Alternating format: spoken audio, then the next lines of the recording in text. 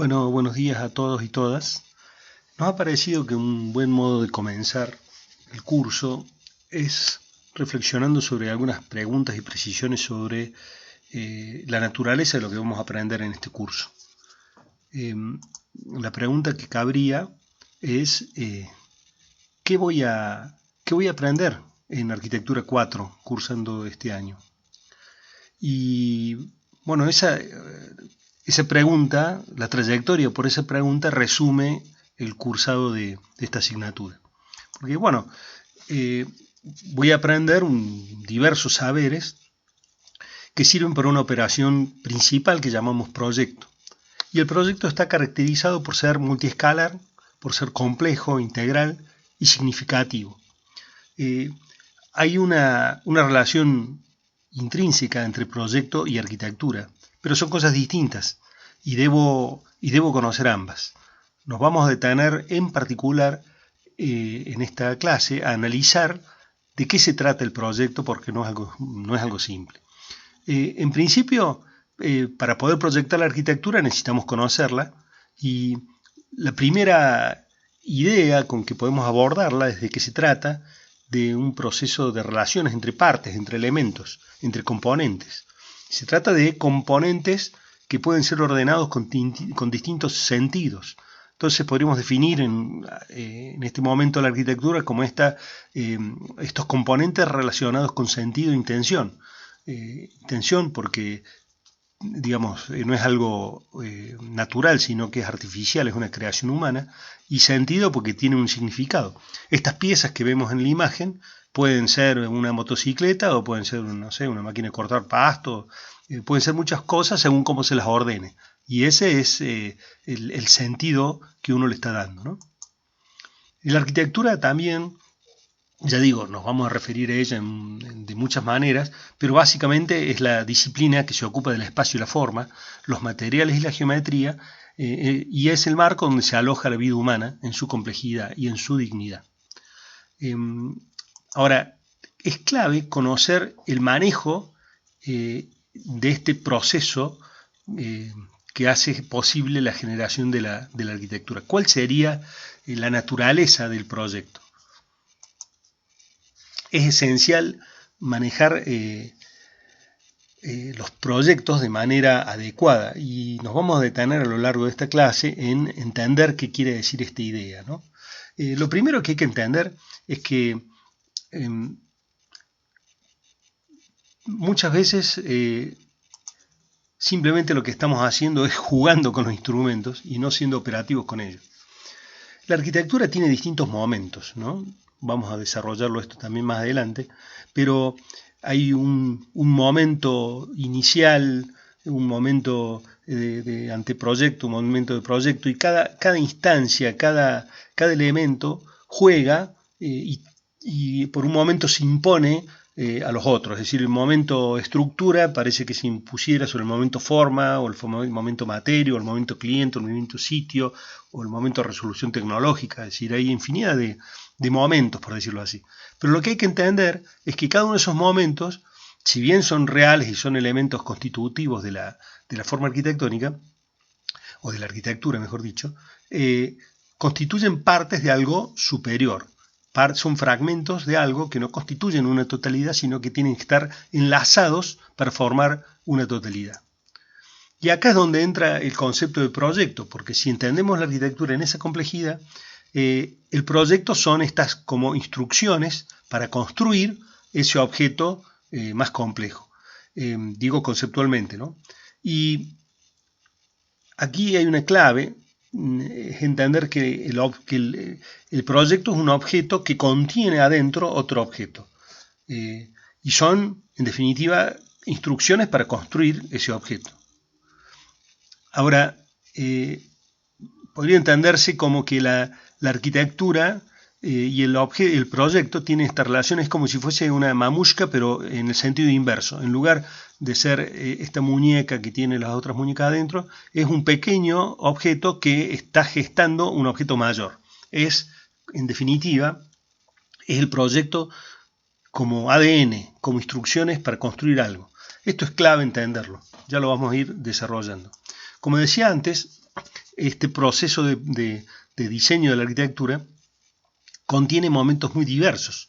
Tenés un momento de ideación, donde la creatividad es un insumo esencial, el anteproyecto, donde la capacidad de relacionar estas decisiones que tomamos cuando proyectamos es clave, y la capacidad de relacionar elementos muy diversos, y el proyecto, que ya es, en definitiva, las instrucciones precisas para construir la arquitectura, y la construcción, que es esa fábrica que se monta y luego se desmonta, que permite transformar estas decisiones normalmente volcadas en papel a una tridimensionalidad concreta, que vuelve a gestar o asegurarnos que el complejo de ideas que se tuvieron en el principio se transforma en un objeto construido concreto.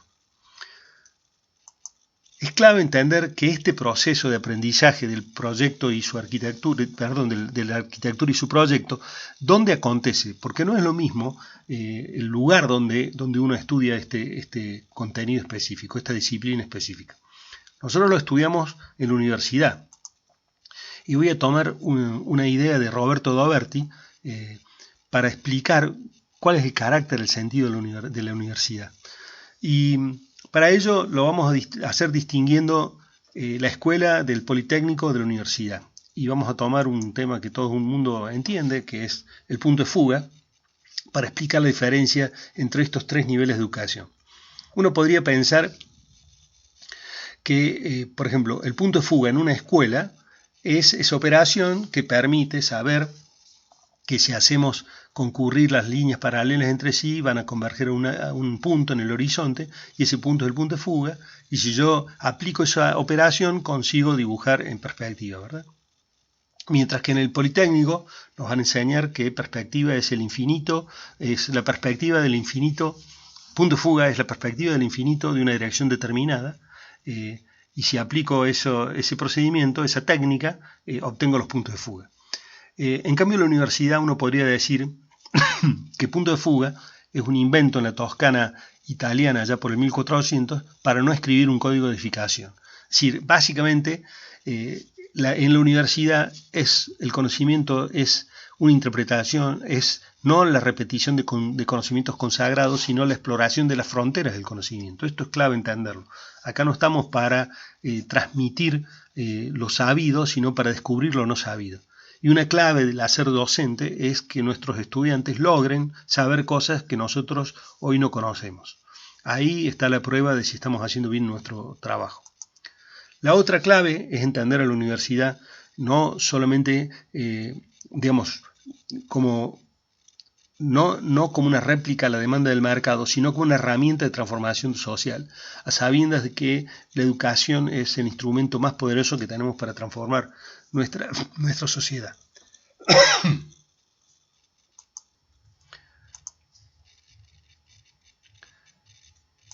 Es una clave de la universidad para este tipo de disciplinas.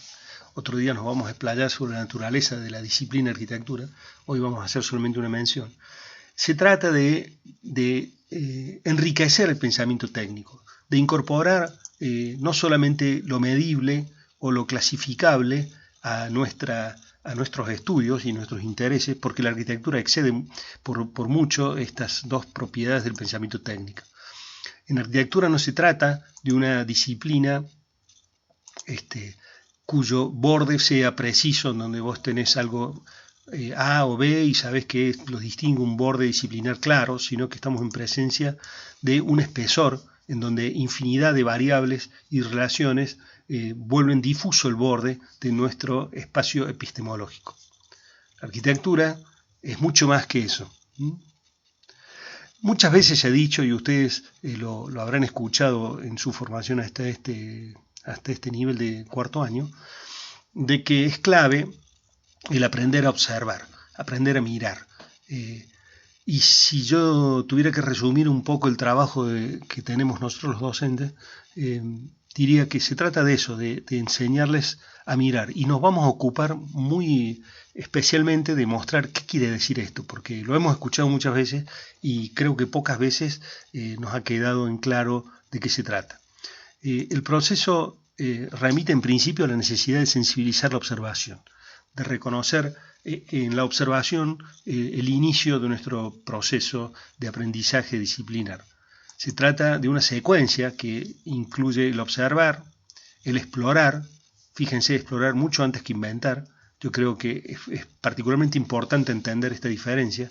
Le Corbusier decía que el descubrimiento, la observación conduce al descubrimiento y que la invención es un fenómeno que acontece solamente después de un proceso de observación exhaustiva. Esa exploración nos va a llevar a descubrir la riqueza de la realidad, a conocer, y otra clave es a interpretar. Interpretar entendido como el pasar por una persona subjetiva, ese conocer.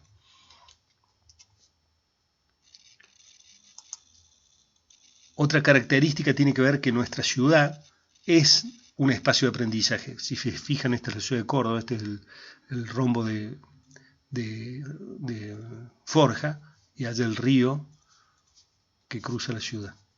La ciudad es nuestro espacio pedagógico por excelencia, y ahí es donde debemos registrar la infinidad de opciones, buenas y malas, que nos pueden formar en esta disciplina tan compleja.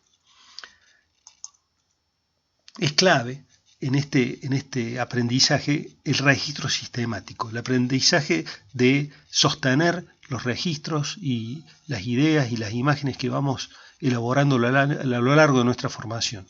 Esto es una clave, la generación de bitácoras a las que podemos volver y de esa manera no perder el proceso de registro que implican, y la posibilidad de memorizar a partir de ese registro sistemático.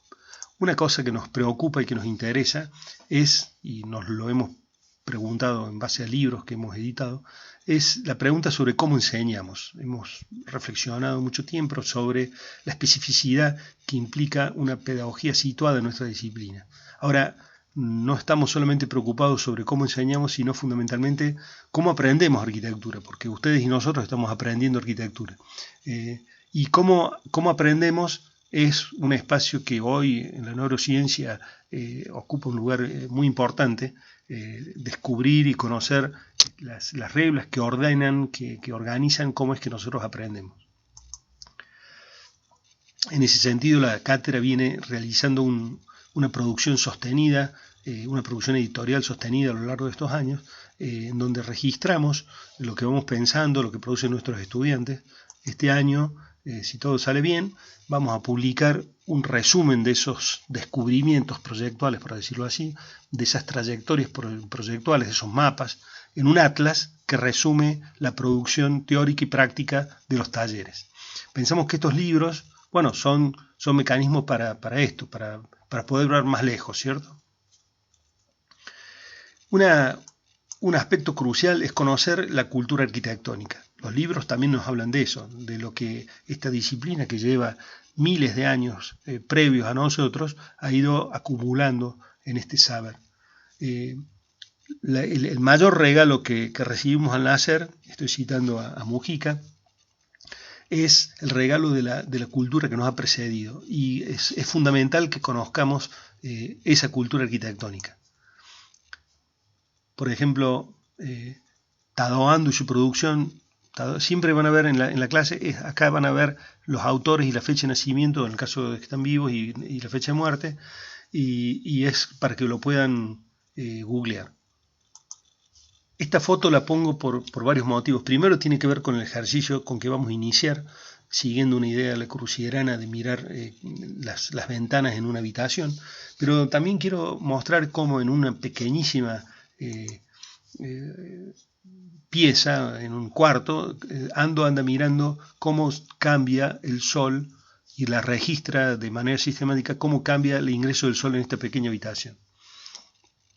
En estas maquetas de Stephen Hall vemos también un estudio análogo en donde vemos cómo ingresa el sol en esta pequeña habitación, y acá queden claro cuáles son los factores con que se juega en este hacer. Por un lado, la geometría de la ventana por la cual entra el sol.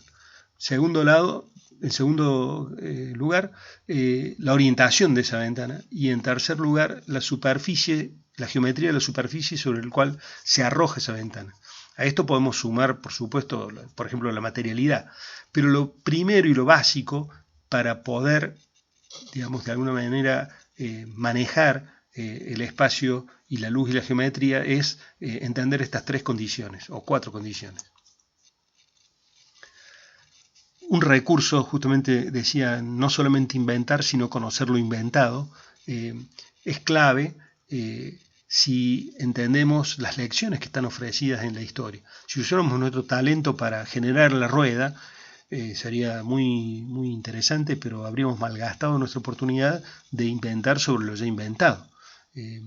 La arquitectura se enseña como un proceso de creciente complejidad. Sin embargo, pasa muchas veces que en la historia se suele enseñar como una cronología, ¿no? Esto sería motivo de otra reflexión.